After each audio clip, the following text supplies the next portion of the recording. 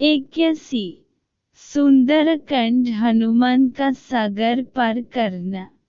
सुंदरकांड हनुमान का सागर पार करना। बड़े बड़े गजराजों से भरे हुए महेंद्र पर्वत के समतल प्रदेश में खड़े हुए हनुमान जी वहां जलाशय में स्थित हुए विशालकाय हाथी के समान जान पड़ते थे। सूर्य, इंद्र, पवन, ब्रह्म आदि देवों को प्रणाम कर हनुमान जी ने समुद्र लंघन का दृढ़ निश्चय कर लिया और अपने शरीर को असीमित रूप से बढ़ लिया। उस समय वे अग्नि के समान जान पड़ते थे। उन्होंने अपने साथी वानरों से कहा, हे मित्रों, जैसे श्री रामचंद्र जी का छोड़ा हुआ बाण वायुवेग से चलत है, वैसे ही तीव्र गति से मैं लंका में जाऊंगा और वहां पहुंचकर सीता जी की खोज करूंगा। यदि वहां भी उनका पता न चला तो रावण को बांधकर रामचंद्र जी के चरणों में लाकर पटक दूंगा। आप विश्वास रखें कि मैं सर्वथा कृतकृत्य होकर ही सीता के साथ लौटूंगा, अन्यथा रावण सहित लंकापुर को ही उखड़ कर लाऊंगा। इतना कहकर हनुमान आकाश में उछले और अत्यंत तीव्र गति से लंका की ओर चले। उनके उड़ते ही उनके झटके से साल आदि अनेक वृक्ष पृथ्वी से उखड़ गए और वे भी उनके साथ उड़ने लगे। फिर थोड़ी दूर तक उड़ने के पश्चात वे वृक्ष एक एक करके समुद्र में गिरने लगे। वृक्षों से पृथक होकर सागर में गिरने वाले नाना प्रकार के पुष्प ऐसे प्रतीत हो रहे थे मानो शरद ऋतु के नक्षत्र जल की लहरों के साथ अठखेलियां कर रहे हों। तीव्र गति से उड़ते हुए महाकपि पवनसुत ऐसे प्रतीत हो रहे थे जैसे कि वे महासागर एवं अनंत आकाश का आचमन करते हुए उड़े जा रहे हैं। तेज से जज्वल्यमान उनके नेत्र हिमालय पर्वत पर लगे हुए दो दवनलों का भ्रम उत्पन्न करते थे। कुछ दर्शकों को ऐसा लग रहा था कि आकाश में तेजस्वी सूर्य और चंद्र दोनों एक साथ जलनिधि को प्रकाशित कर रहे हों। उनका लाल कटी प्रदेश पर्वत के वक्षस्थल पर किसी गेरू के खान का भ्रम पैदा कर रहा था। हनुमान के बगल से जो तेज आंधी भरी स्वर करती हुई निकली थी, वह घनघोर वर्षाकाल की मेघों की गर्जन सी प्रतीत होती थी। आकाश में उड़ते हुए उनके विशाल शरीर का प्रतिबिंब समुद्र पर पड़ता था तो वह उसकी लहरों के साथ मिलकर ऐसा भ्रम उत्पन्न करता था जैसे सागर के वक्ष पर कोई नौका तैरती चली जा रही हो। इस प्रकार हनुमान निरंतर आकाश मार्ग से लंका की ओर बढ़े जा रहे थे।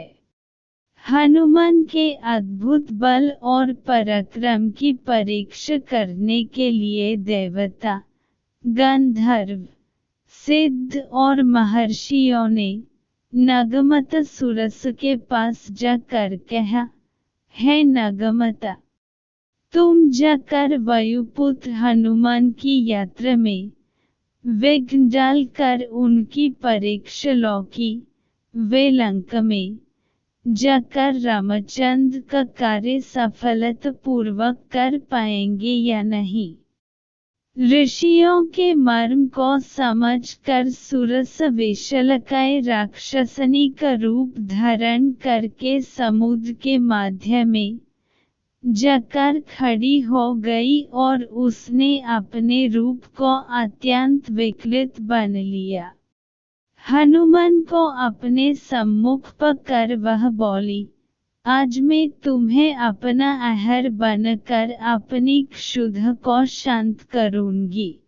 मैं चाहती हूँ तुम स्वयं मेरे मुख में प्रवेश करो, ताकि मुझे तुम्हें खाने के लिए प्रयत्न करना पड़े।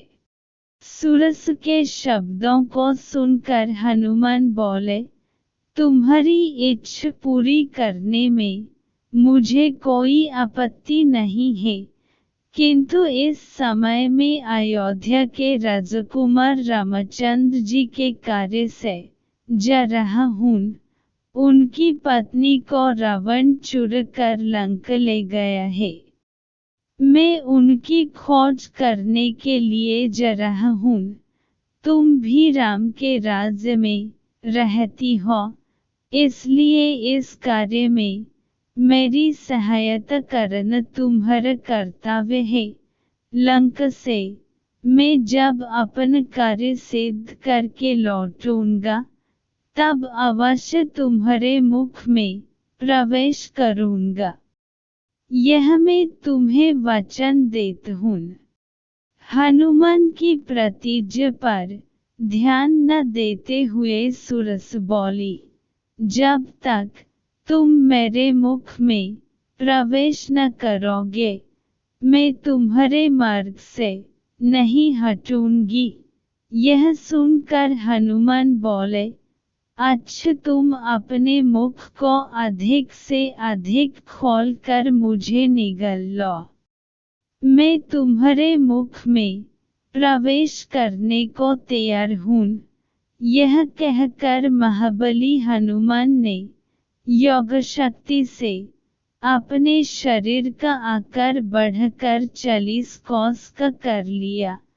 सुरस भी अपूर्व शक्तियों से संपन्न थी।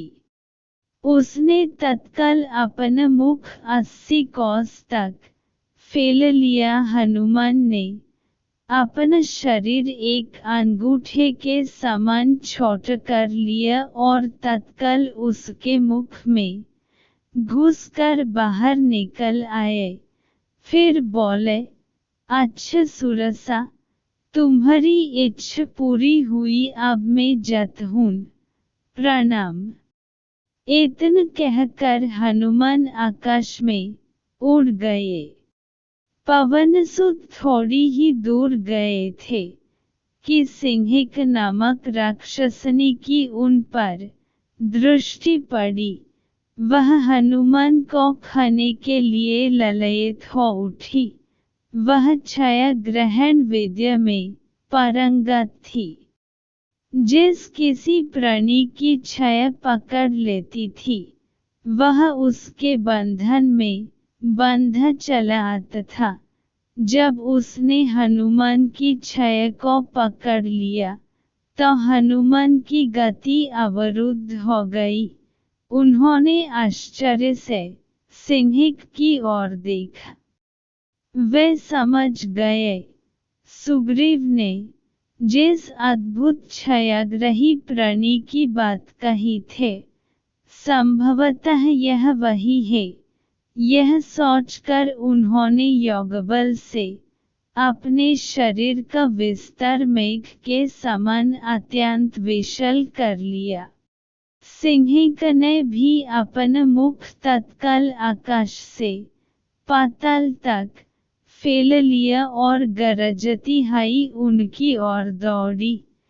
यह देखकर हनुमान अत्यंत लघु रूप धारण करके उसके मुख में जा गिरे और अपने तीक्ष्ण नाखूनों से उसके मर्मस्थलों को फाड़ डाला। इसके पश्चात बड़ी फुर्ती से बाहर निकलकर आकाश की ओर उड़ चले। राक्षसनी क्षत विक्षत होकर समुद्र में गिर पड़ी और मर गई।